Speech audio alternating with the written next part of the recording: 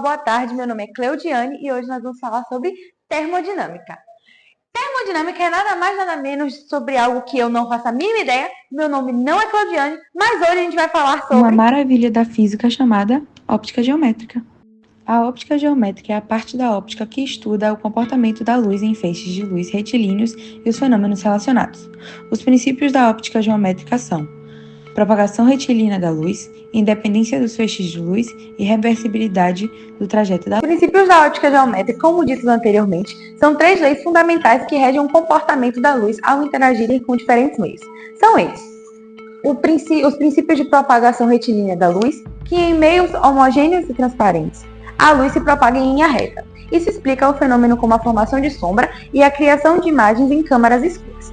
O segundo são os princípios da independência dos raios de luz.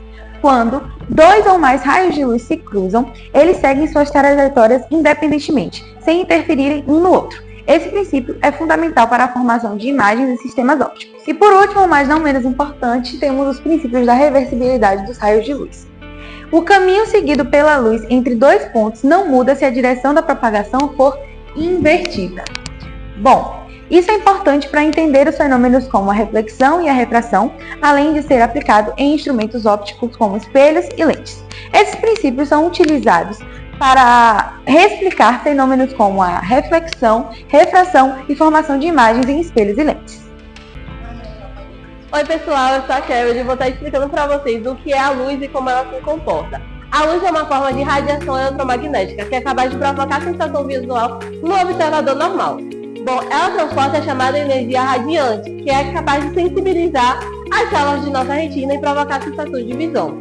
Bom, no vácuo ela se propaga aproximadamente entre 300 mil km por segundo.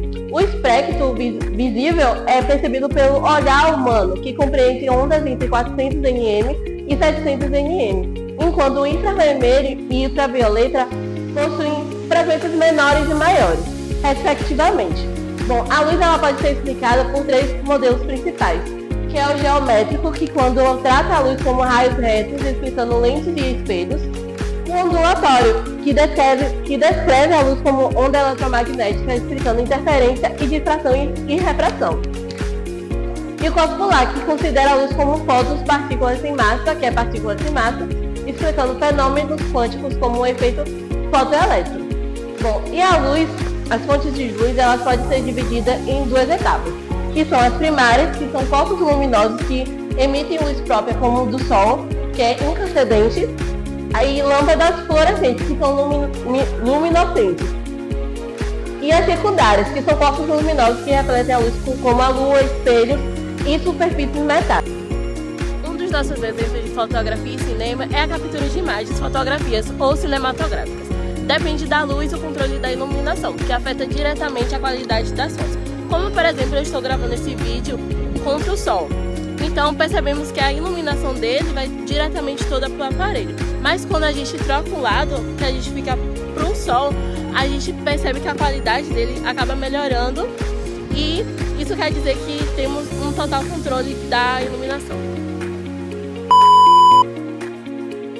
Eu vou falar um pouco sobre como a luz interage com a matéria. A luz interage com os materiais de diferentes formas e 3 dos fenômenos mais importantes são absorção, reflexão e refração. Eles acontecem o tempo todo ao nosso redor e são essenciais para muitas tecnologias. Vamos entender um pouco como cada um funciona. A absorção ocorre quando um material captura a energia da luz e converte em outra forma, geralmente calor. Isso acontece porque os átomos e moléculas do material absorvem certas frequências da luz, transformando essa energia em vibração térmica. Por isso, objetos escuros absorvem mais luz e esquentam mais rápido ao sol, enquanto objetos claros refletem mais luz e aquecem menos. Um exemplo prático disso são os painéis solares, que aproveitam a absorção da luz para garantir eletricidade.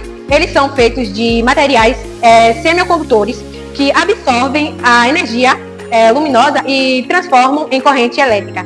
A reflexão acontece quando a luz atinge uma superfície e retorna. Esse fenômeno segue a lei da reflexão, que diz que um ângulo com que a luz chega à superfície é o mesmo com que ela sai. Existem dois tipos principais da reflexão. Reflexão especular, que ocorre em superfícies lisas e polidas, como um espelho.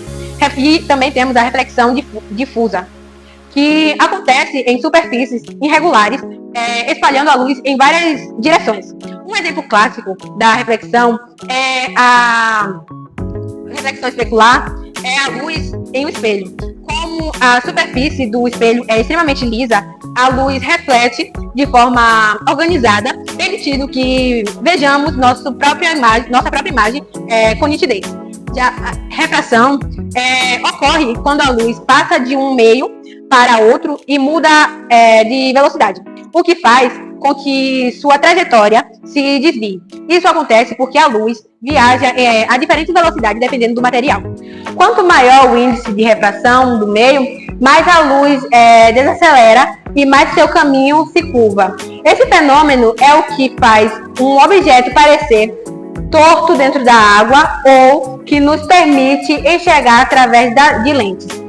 Um exemplo incrível de refração é o arco-íris. Quando a luz do sol atravessa gotinhas de chuva, ele sofre refração e se separa nas cores dos aspectos visuais, como cada cor se curva em um ângulo diferente, criando um efeito colorido no céu.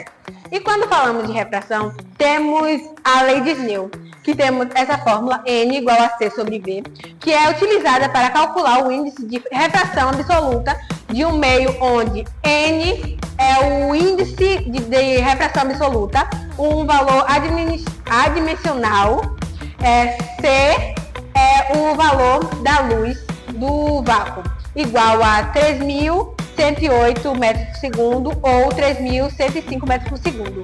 V é a velocidade da luz no meio que se deseja calcular. N1. E essa fórmula N1 igual a seno de I igual a N2 vezes seno de R, que relaciona os índices de refração nos meios com os ângulos e de incidência e refração. N1 é o índice de refração do primeiro meio, N2 é o índice de refração do segundo meio, o seno de I é o seno do ângulo de incidência, esse daqui, e seno de R, que aqui, é o seno do ângulo de refração. Olá pessoal, eu me chamo Verônica e eu vou falar um pouco sobre o que é a câmara escura ou câmara de orifício. Bom, vocês devem estar se perguntando o que é essa imagem aqui. Essa imagem é basicamente uma forma da gente explicar o que é a câmara escura. Para vocês entenderem melhor, vai estar passando agora nesse momento a imagem da câmara escura e como ela funciona. Como vocês podem ver, existe uma vela, que é o nosso objeto, temos a caixa e o fundo da caixa, que está coberto por um papel. Esse papel ele tem que ser papel vegetal ou papel manteiga. E aí, como vocês podem perceber, o fundo da caixa onde tem um papel, a vela, ela está aparecendo de ponta cabeça, de cabeça para baixo. Voltando aqui para o quadro, para a gente entender melhor como funciona,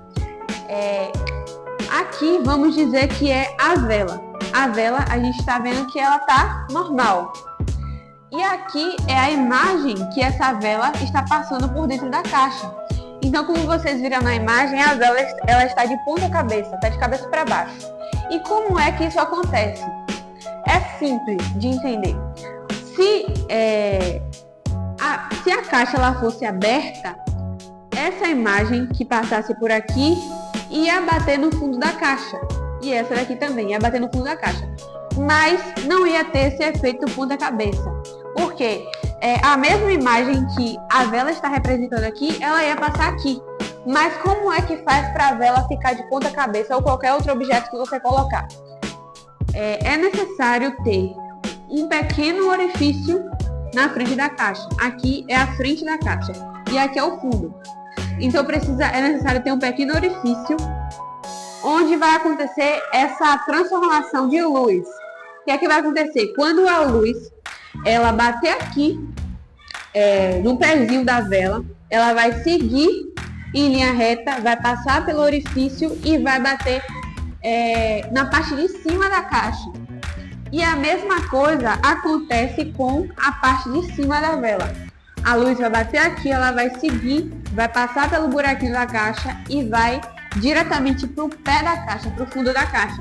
Então, o pé da vela vai bater aqui, ela vai mostrar dessa forma, ela vai estar aqui em cima, e a parte de cima da vela, ela vai estar mostrando aqui embaixo. Então, é por isso que tem esse efeito ponta-cabeça, por isso que a vela, na imagem, ela estava mostrando de cabeça para baixo. Agora, para a gente descobrir qual é o tamanho da imagem, qual o tamanho que a imagem está sendo representada na caixa, nós precisamos saber a distância, que nós chamamos de desão, a distância do objeto para a caixa, e o comprimento da caixa, que a gente chama de desinho, o tamanho do objeto, que a gente chama de O, e aqui é a imagem, o I, que é a imagem que a gente quer saber o valor, o tamanho. Então, nós vamos dizer que o O, que é o tamanho da imagem, o tamanho do objeto, nós vamos dizer que ele tem 10 centímetros. 10 centímetros. Agora, a distância do objeto para a caixa, nós vamos dizer que ele tem 30 centímetros. E o comprimento da caixa, nós vamos dizer que ele tem 9 centímetros. E nós precisamos agora só juntar tudo isso e fazer um pequeno cálculo na fórmula que eu vou mostrar aqui para vocês. Nós temos a representação da fórmula, que é para a gente encontrar o tamanho da imagem. Como eu falei, como eu mostrei lá atrás, na representação no desenho, o desão ele é 30 centímetros, o desinho é 9 centímetros, o O ele é 10 e o I é o que a gente quer descobrir, que é o tamanho da imagem. Aí tem essa pequena fórmula aqui. Aí agora é a parte mais simples, a gente só vai substituir.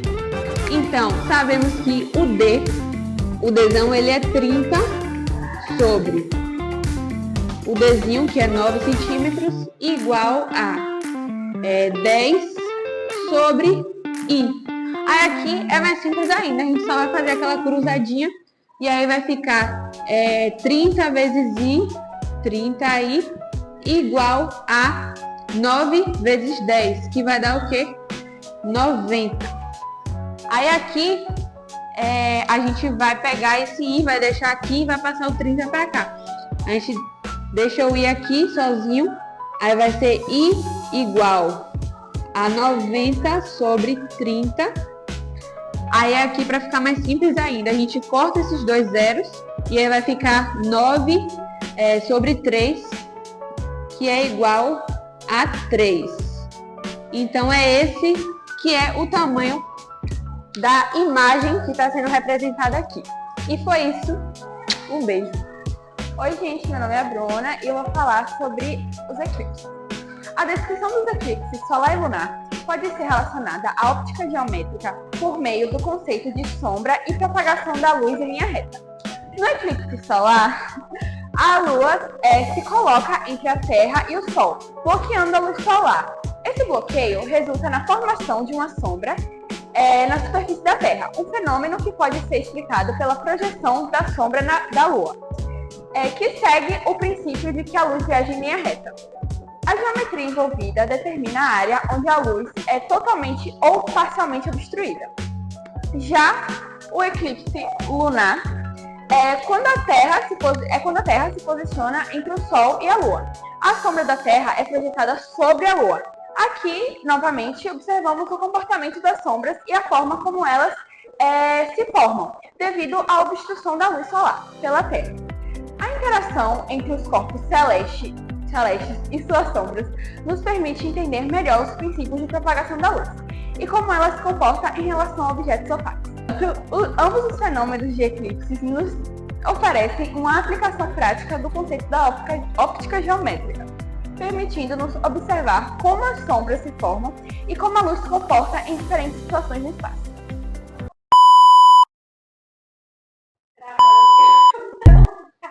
Ai, gente, eu tenho uma energia tão pesada. Vou até fazer Dá pra perceber a diferença dos eixos.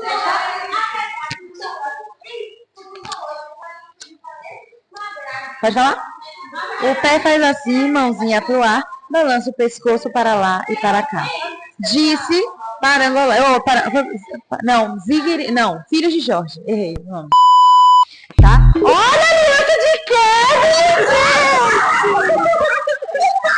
Olha só isso! Eu vi agora, menina! Volta. Muito obrigada. Deus te abençoe com todas as forças, viu? Que o Senhor esteja convosco, Ele está no meio de nós. Corações ao alto. Nosso coração está em Deus. Demos graças ao Senhor nosso Deus. É o nosso dever e a nossa salvação. Na verdade, é digno e justo. Claro. Então...